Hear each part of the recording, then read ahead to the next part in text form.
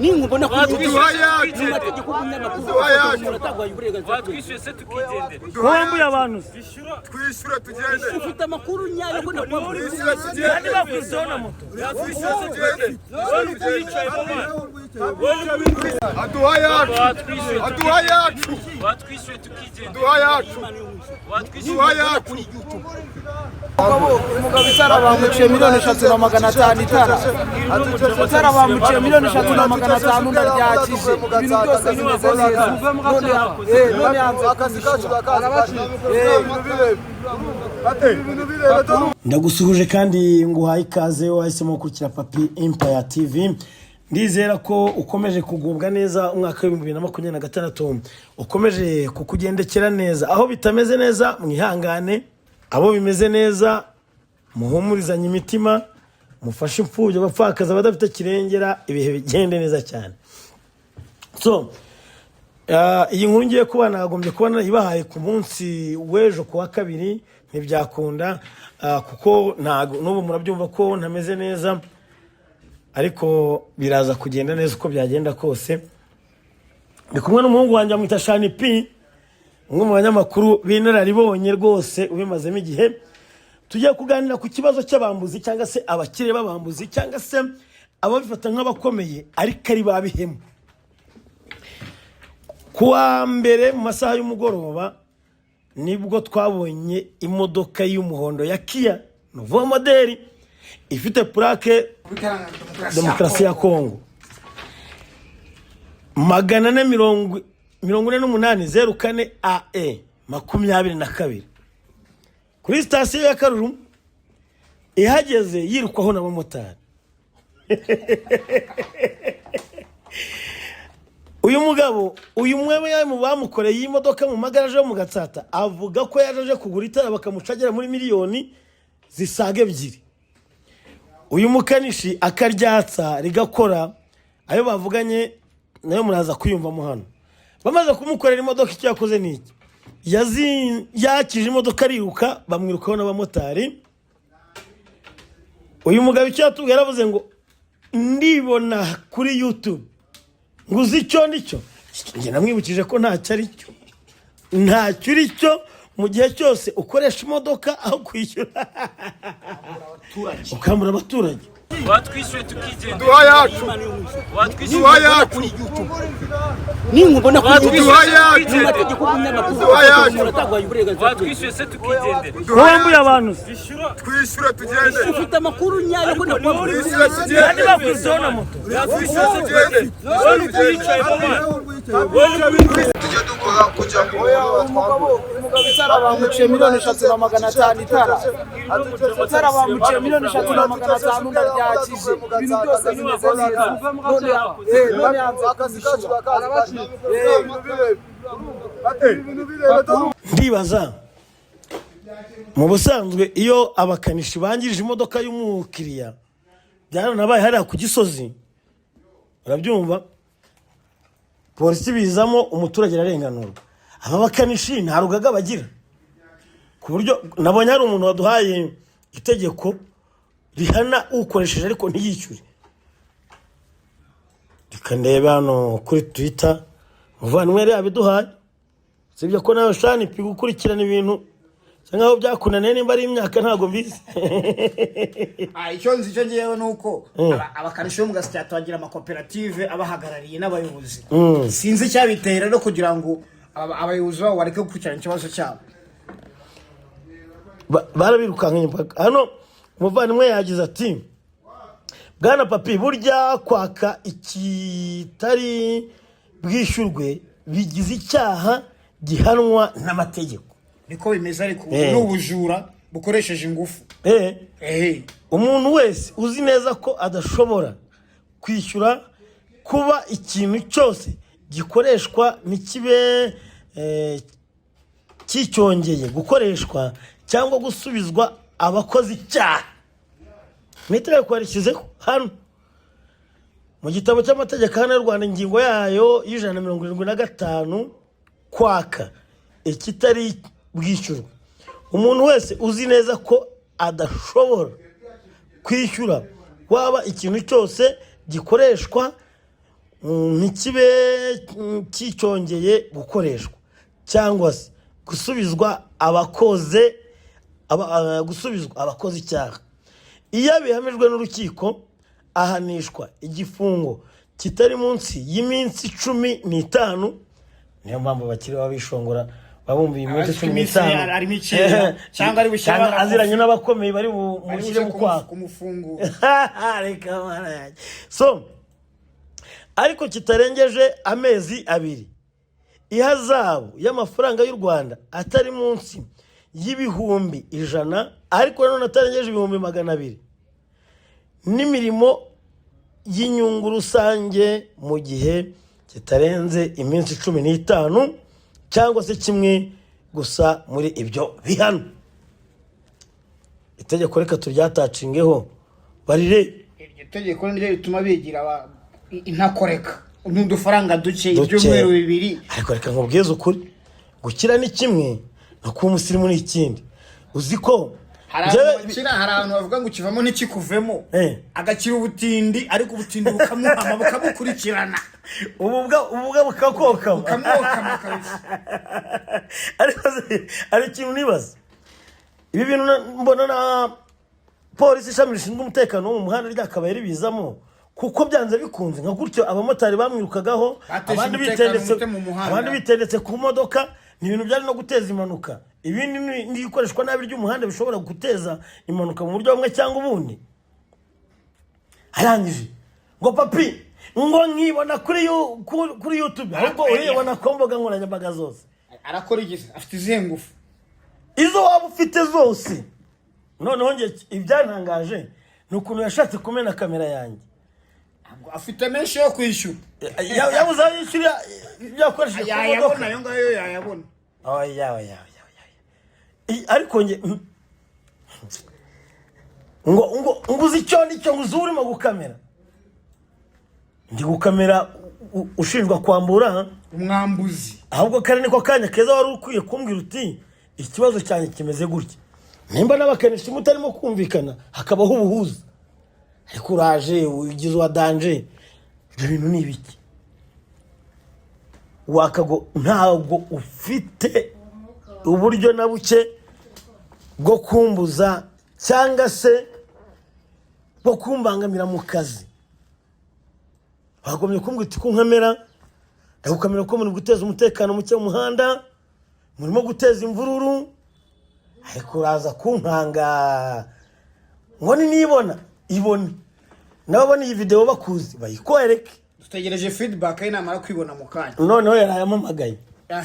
Ngo ubu ngiye gukorana n'abanyamategeko banjye, ahubwo mbwire nkwishyurira abandi. Abwira n'igise ko nta munyamategeko ugira. As long as ndi gukora ibyo nemerewe.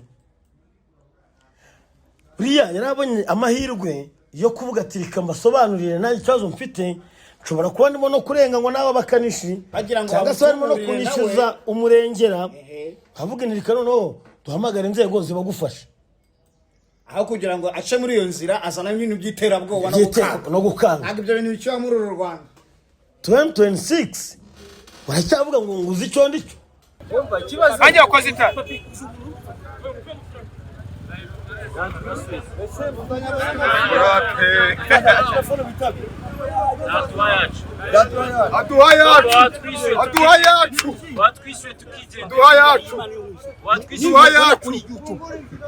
Ninkubona watwishyuye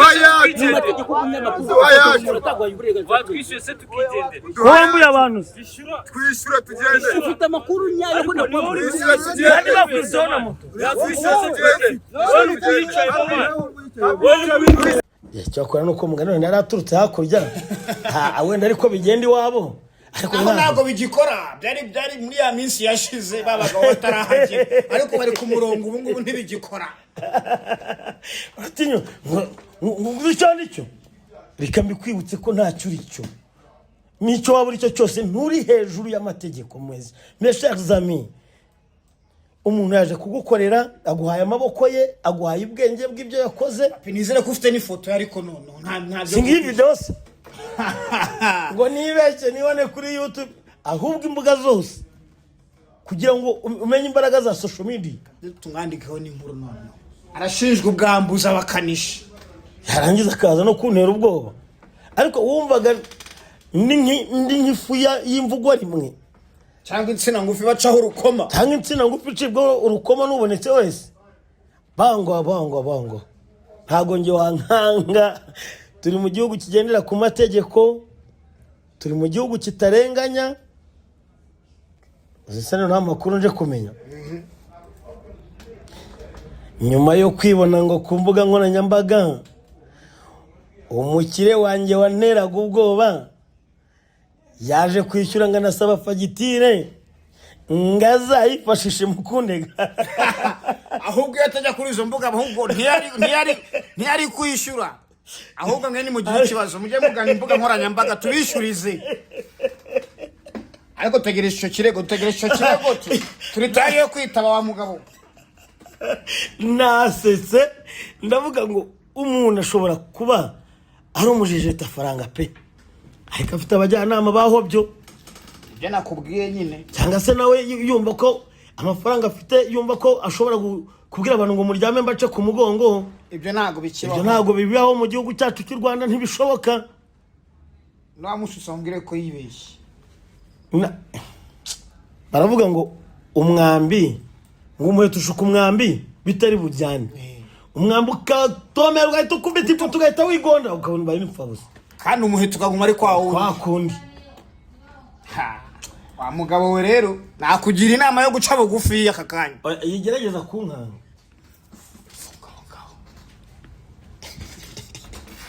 Abyo ibyo bindi byihorere, itware nk'umuntu, itware. Arega bikamubwira ushobora kuba udafite amafaranga, abakanisha ibyo bakoze nabo bagakurengera, buriya nabo gusibamise kigoroye. Bamwe muri bo ngo hari umuntu uza kandi ibintu nyamwunda kwibona mu gatsata. Abayobozi niba batabibona nanjye simbizi, ugaparika imodoka bakuzura ari abakanishi 470, kandi akantu kapfuye ari akantu gakeneye umukanishi umwe n'iminota 20. Ya minota ukahamara iminsi 2 wagiye ukoresha akantu k'amasegonda. Hari ibyo bishe, hari ibyo bahita bica ku kanya kugira ngo babyungukiremo. Bayobozi mudukurira abakanishi bakajagari ku muhanda. Noneho ngo hari akuntu ngo bashaka ngo gushyiramo ngo imipira yo hasi, ngo abandi bakubwira ngo turi gukora ngo therapist. Ibintu systeme zitanabaho mu bukanishi. Ari beshe nk'abantu. Noneho hari ahantu naparitse umukanishi baza ari nka 90. Umwe arambwira ngo dore amatara yawe ntabona neza, ngo reka ngutereho Shinegisi. Shinegisi ugashaka kubesha ngagiye kuyahanagura ibirahuri. Ndavuga se ko Shinegisi ikoreshwa mu guhanagura ibirahuri byo mu rugo turi dukoresha aho. Shinegisi yaje kuba umuti woza amatara y'imodoka rya. Ariko mana yanjye, so ngereka nshukiriza ahangaha narinje kugira ngo nkwihanize muvandimwe, nanatanga umucyo, ntutekereze kongera gufata nimero zanjye ngo mpamagare untera ubwoba. Nahamagara ahubwo recording. Niko biri bugende. Nahamagara recording. Nahamagara ubwo nyine abyumve, ubure undebe nk'umuriro wo kotera kuri. Ntuze kongera kuntera ubwoba nagake. Cyangwa mbwira umunyamategeko wanjye Shakira abanze atanga ikirego cy'ukuri kuntera ubwoba.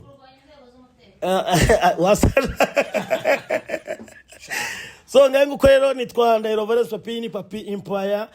Ndabakunda cyane kandi mbabuza ku mutima, mukomeze mukore subscribe, abayikoze ndabashimira cyane, abatarayikora namwe nyamuneka ko musanzu ni mume.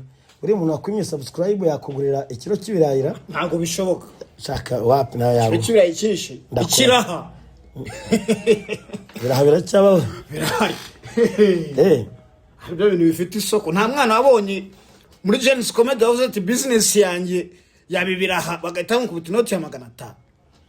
Wamuramye Richard nika yamukubise ifaranga nyango n'umunsi wo kubeshya. Ntago ari umunsi wo kubeshya, yari yahavanye. Asubundi biraha igishoro cyarenza 2. Farini yarahenze n'ibirayi bisigaye bihenda n'amavuta n'ibitunguru byose byarahenze. igishoro n'icyarenze 1000 senkani watangira business kandi ukabaho neza. Harya uriya niyo bita nyiragahitira kadudu amukubise inoti ya 500 aravuga ati ijuru ringuyeho. Umva rero nuko bimeze. Buri umugisha w'umuntu baragendana. Urakererwa ugakererwa ukazinduka aho muzahurira. Ugahita Imana igatigukura ku cyavu aho umwami yakuye buskete. Erega buriya ni isaha yapfuye itagikora. Hari igihe ujya ugasanga agashinge karimo karagenda. Oya ahubwo hari igihe kigera igahita ijya kugiye yarapfuye. Turabashimira abakoze subscribe kuri Papi Empire, mukomeze rwose bavandimwe mudutera inkunga tugiye dushiraho na nimero, rega nabonye na nimero zisigaye zikora. Oya ntago nje gusabiriza.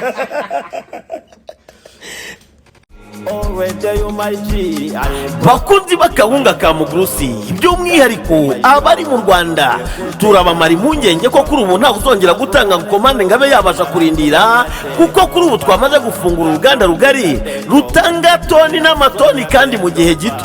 Bivuze ko kuri ubu urakora komande, iyi komande ikakugeraho mu gihe gito cyane. Kahunga ya Mugurusi urayisanga usanzwe ugurira ibyo kurya hose mu gihugu cy'u Rwanda ndetse no muri East Africa muri rusange. Ubuyobozi bwa kampani ya Mugurusi Supply Limited ifite icyiciro mu gihugu cy'abaturanyi cya Uganda tuboneho no kubifuriza umwaka mushya muhire w'ibihumbi 2026. Kahunga ya Mugurusi, ifunguro ryizewe icyanga nyacyo.